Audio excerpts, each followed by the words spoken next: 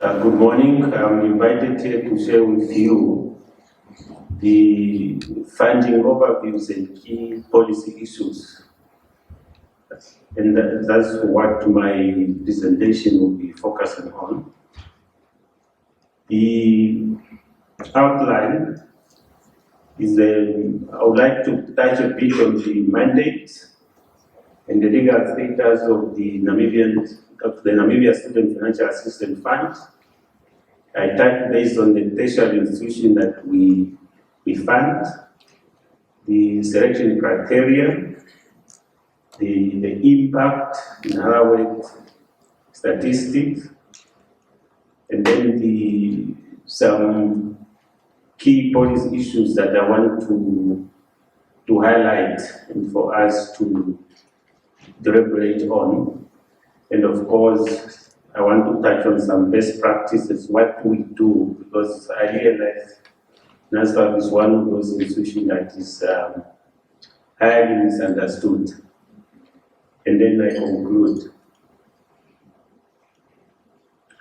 The mandate of the funds, we derive our mandate from the Namibia Student Financial Act number 26 of 2000, which make stipulation as to who qualifies to be funded and how that funding should be, and also make provision that for us to formulate policies for fundings or necessary policies for fundings and other matters regarding the financial assistance. I want to emphasize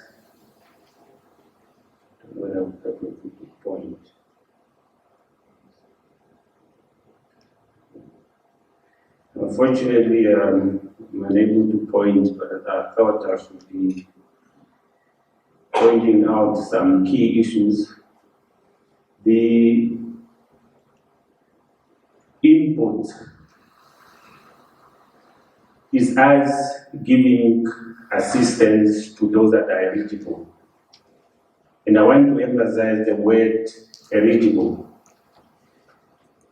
We fund a student irrespective of where that student is going to study, provided, of course, that entity or that institution meet certain criteria, registration, accreditation of courses, and all that by the quality assurance bodies.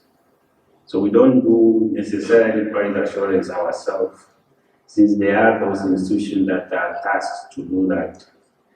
The output of what we're expecting there is a successful graduation, and of course, students studying on the programs that are aligned with the National Human Capital Development Plan. The institution that we fund, that has statistic as to which institution are we funding. The currently public universities, 2 of them, which is the University of Namibia and Namibian University of Science and Technology, NAST, one private university, that is the IUM, and of course the private colleges. Maybe categorization might be wrong, but that's how we categorize them. And then TVET, private TVET, 14 of them. Public TVET, 14, and then private TVET, 22. And of course, we also fund Namibian to go and study abroad. What we are seeing there, 46, is the number of the institution. But of course, students abroad are not many. I think statistics are also soon for this year is around 300 or so. Just that maybe in one country we have 2, 3 students here and there. But clearly that is the distribution. More than 90, maybe 97 or 98% of Namibian funded are studying at a local institution. As I indicated earlier, that the quality assurance, accreditation, and so on is the responsibility of some other entities, NQA, NTA, in terms of, in case of TVET and so forth. What we do, we just validate whether that program has been accredited by NQA, and in case of TVET, what is NTA saying about that program.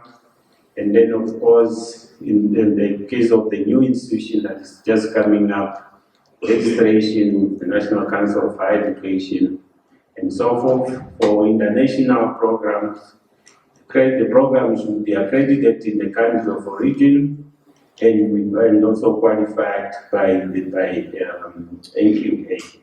So that's how we go about funding programs. Now, the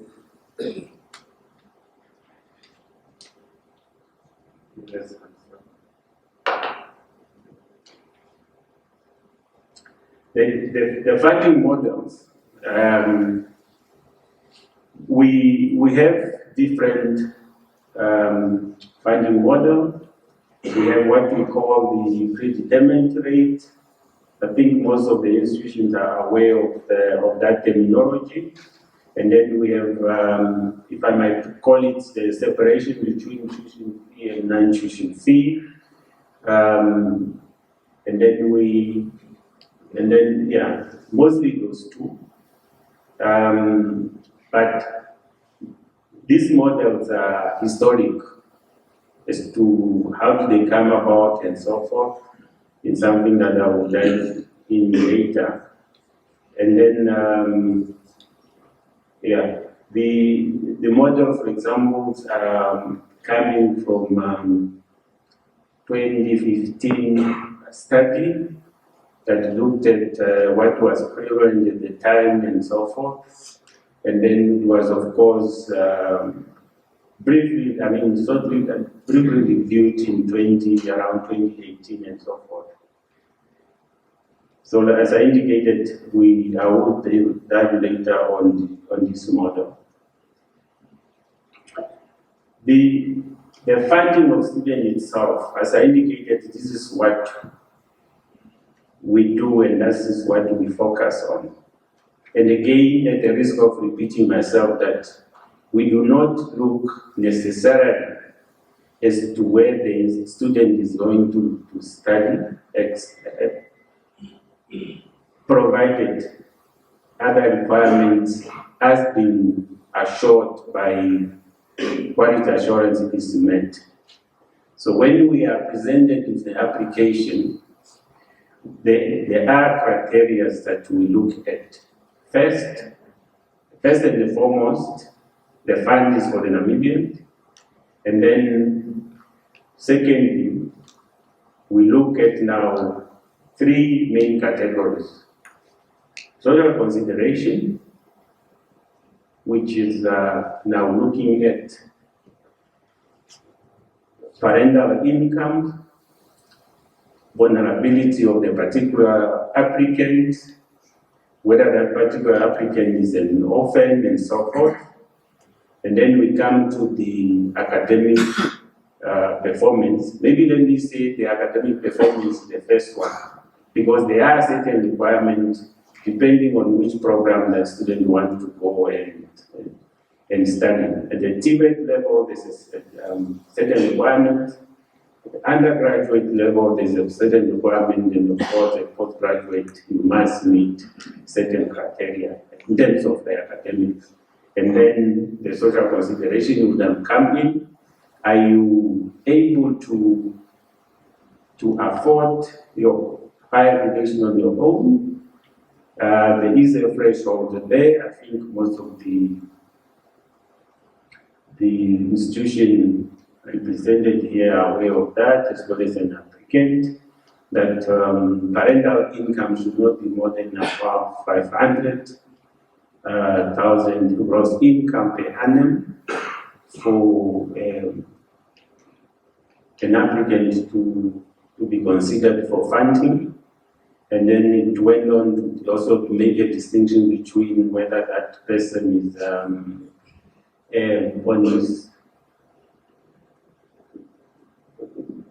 having a threshold that if you are 28 years and above, then the consideration is on your own, whether you are employed or earning income, and then the threshold is 300,000. And then, of course, the priority field of study. So those are the main variables that we consider, and before we perform what we are calling mean testing. So there is a basket of variables, and that the basket of variables then throw out names of those that are eligible for funding. For postgraduate, if I may emphasize, is the fact that, of course, we do not look on the point of claim in grade 12, as I indicated earlier. That is only in the case of undergraduate and postgraduate. Postgraduate, of course, a person should have an undergraduate and should start in in the priority field of study, strictly in the priority field of study. Just some highlight there, in the current academic year, the undergraduate took up 71.3% of all the awards for 2023, TVET 27.3%, and postgraduate 1.4%.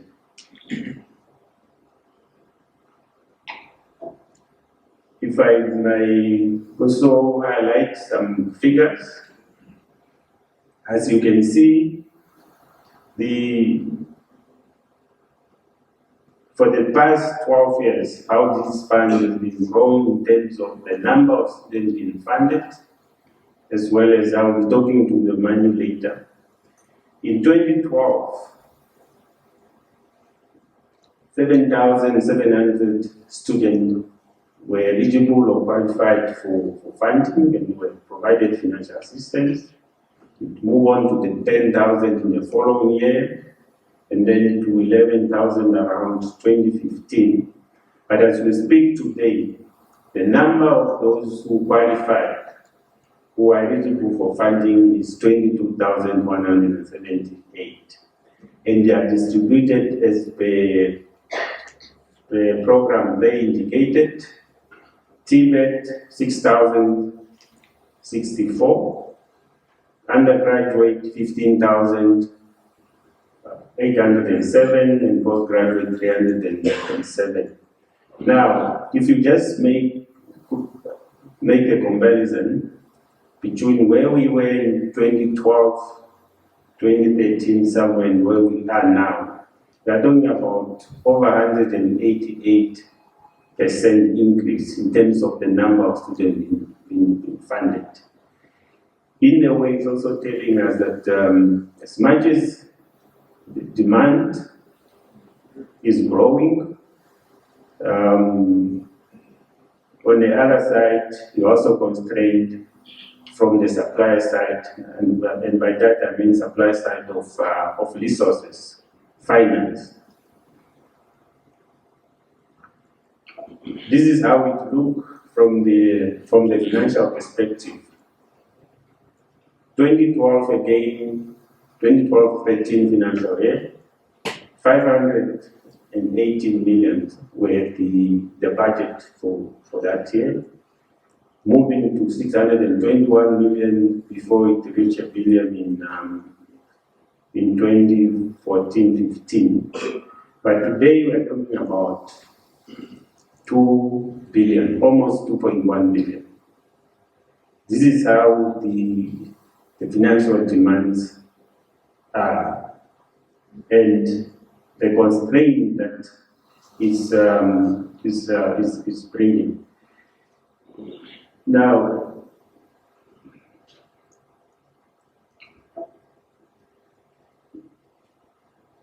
it is not always automatic, and I must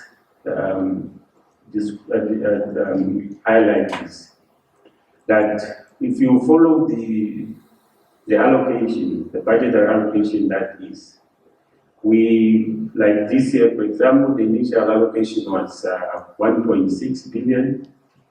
There had to be an intervention, thanks to the Honorable Minister of Education, that who took a project step, for example, to say all those who are eligible should be funded.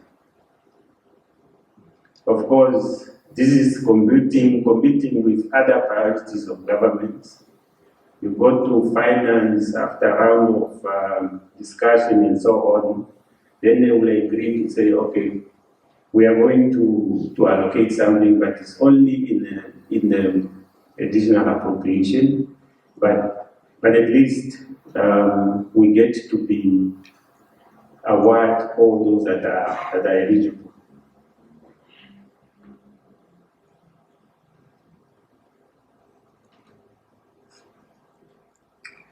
Policy issues. As I indicated, we are driving our mandate from the Act.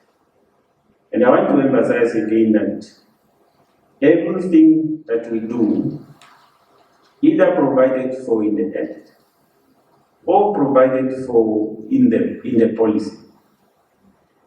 The qualifying criteria, if you look into the regulation, things regulation 196 of 2000, has stipulated certain criteria that to be followed, as well as the Act itself, and also make provision that a policy should be developed to guide the provision of the financial assistance.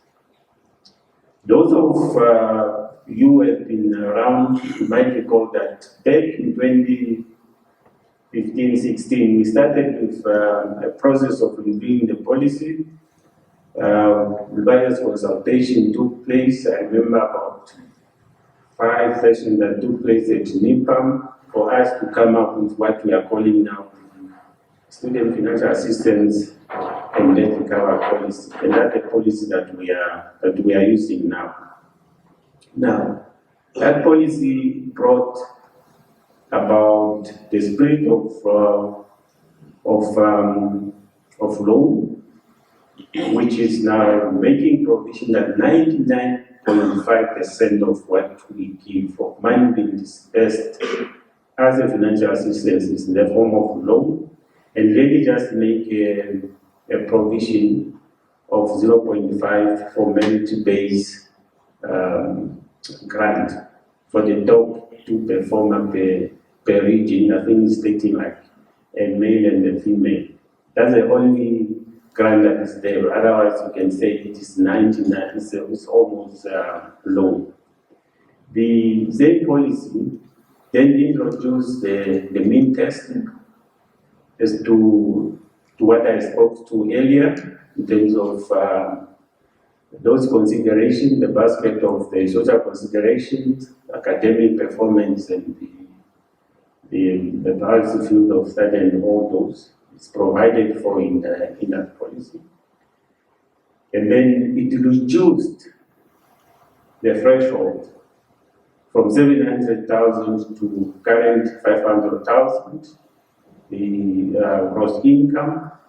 There had been a debate, as I indicated, that this policy went through consultative process where all the stakeholders were represented, everybody's view was taken into account, and it was said, let's try to focus. After all, this fund is pro-poor. So the threshold was then reduced to 500,000, and that's what we are That's what we are applying today. Now, and then of course also touch on the interest rate to be charged on those loans and so forth.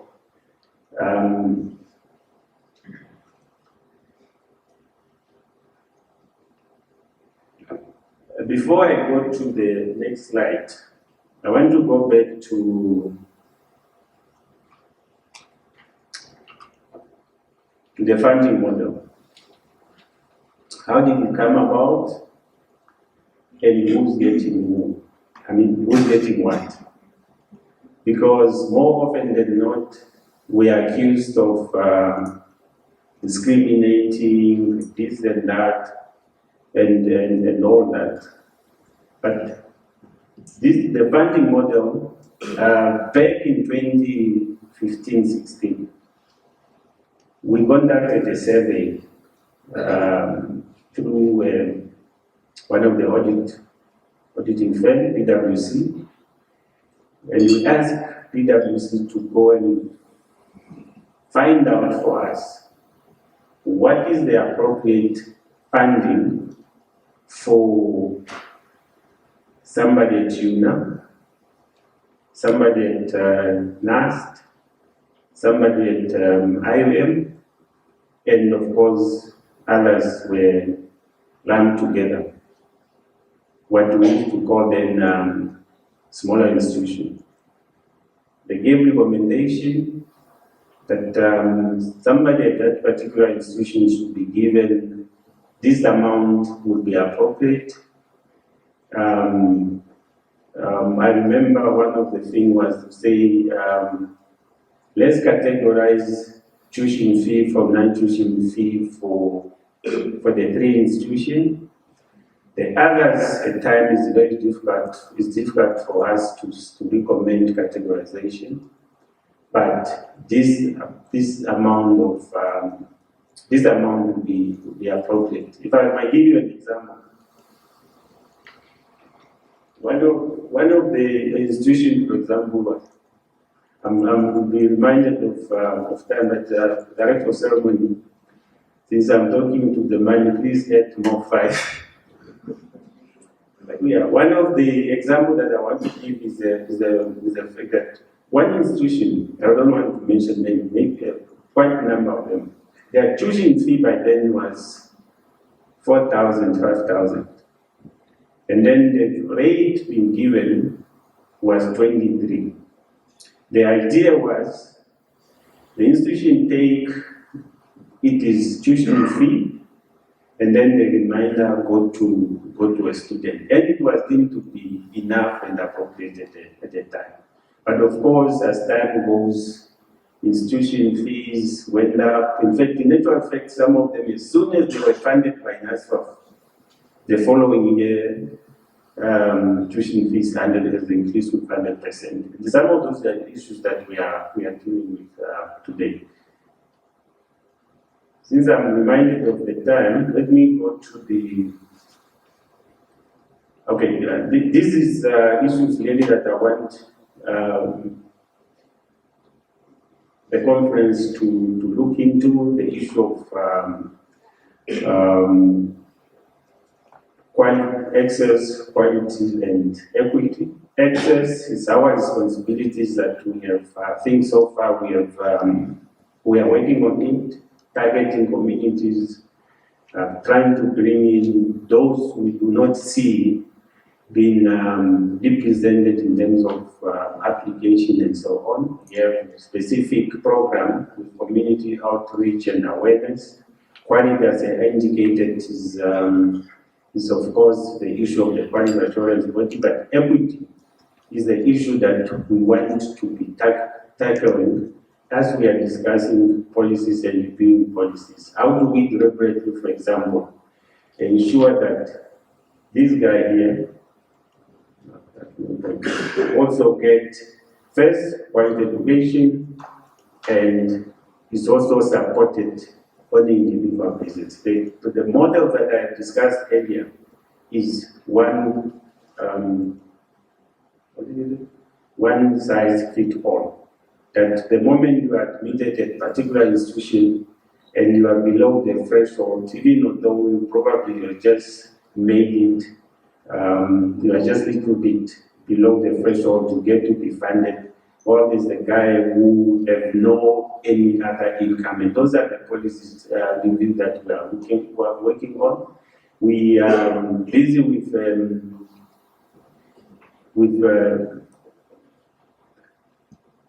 funding model, reviewing the funding model so that we cater for cases like that. The other matters that I want us to bring to this table, so to this conference, is the issue of tuition fee. How is it being determined? It might not be, I remember one of the conversations we have with the National Council of Higher Education is to view, as a council, look into how these fees are being determined. The answer that we got is that it's a free market economy. The National Council of Education are not necessarily have a legal tools or legal means to determine and dictate how much should be charged by a particular institution. But what is shocking us, if I just take an example of Bachelor of Nursing, for example, UNA might be charging 26,000 for that particular program. Other institution is charging 40. The other institution is charging 38 and so forth. So those type of things, I don't know, as and of course, NSFAF is expected to fund those programs. You are paying 26 at the other institution are paying 40, the other institution are paying 38, and so, but the same program. At the end of the day, they are coming out of the Bachelor of Nursing, but as I indicated, the quality issues is somebody else to determine, but I think it's one of those things that we need to be looked at. The programs that we are trying to come up with, or the funding model, is the one that we want to talk to have a cap to say, as NSFAF, we end here in terms of fees for that particular program. So, but I know it's also going to create now other issues, because somebody might be admitted at that institution and might not have money to top up and so forth, and again, it becomes an issue of NSFAF, of the Minister of Higher Education and so forth. But it's a very important aspect that I think we should be focusing on as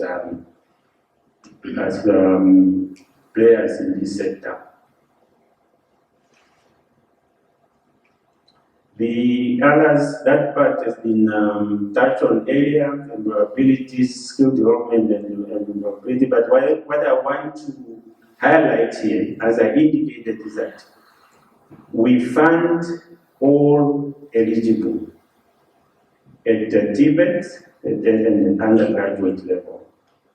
So hence, even the numbers this year, we are talking about 22,000 who are eligible and who are going to be funded. Of course, there could also be rejection based on this and that, but the aim is really to fund all those that are eligible. But I see earlier the issue of mismatch skills has been touched on. I don't want to dwell on that. The other is the sustainability. As much as we are talking about funding and budget appropriations and all those, in the first place, this fund ought to function as a revolving fund. And a drastic step needs to be taken for this fund to be sustainable. You might have heard that of late, we are taking people through litigation, including members of parliament. I think the other day there was a headline of saying NSFAF targeting MP. We are not targeting MP, that was just journalists trying to sell their newspaper. We are targeting all those who hold the fund and we know where they are working and they are not coming forth. But I just thought I should also highlight that this non-vulnerability of this fund affect this platform as well. Because if there's not enough for us to fund students, then there will also be enough. There will not be enough for students, also for those that are studying at the various institutions of learning. I just thought I should highlight that more often than not, we reach out to the institution to assist with names if we are lacking. So that it's got a huge impact. Now, there was this thing was mooted before of saying, is there a possibility, for example, for Namibia as a country to look in the issue of realignment of academic year with the financial year, which means now that we maybe adapt what other countries are doing. I think in SADC it's only South Africa and Namibia that has got academic year that starts in January. A possibility of moving it maybe to August or something like that. That would be good because we will know exactly who qualified for assistance even before they register at the various institutions of learning. Yes, the last one is now the operational aspect that I would want to highlight, to the fact that we have system in place. We have online applications, we have now loan management system, and we have omni-channel for all queries.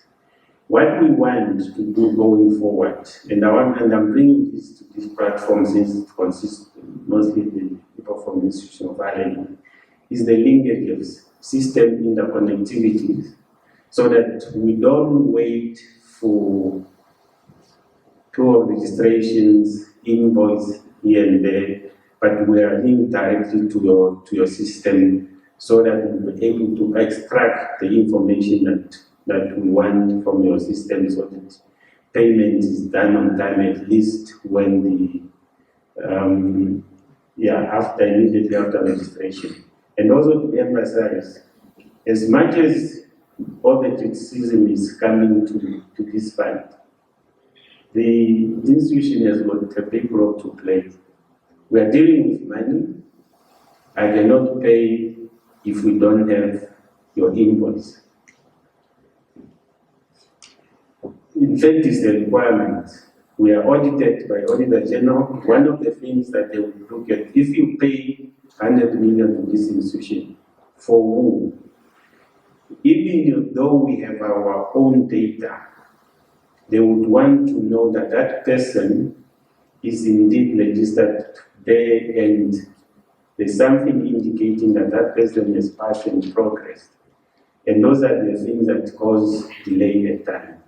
So I just thought I should highlight that in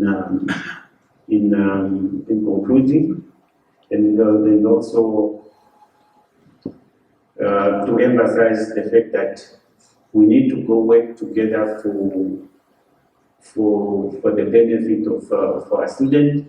We are distributing money or dispersing for the students studying at various institutions, but in return, we need information from the institution of learning. We will not know whether a particular student is registered until we get the proof of registration. We will not know whether a particular student is passing progress until we get that confirmation for us to be able to do that. Then lastly, again, just to emphasize the fact that we fund a Namibian student studying at recognized institution of learning on studying an accredited program. There's no preference of particular institution, but students themselves do have a choice where do they want to go and study. And money follow where the student is going, of course, again, provided that they meet the requirement that I have highlighted. Let me end here. Thank you.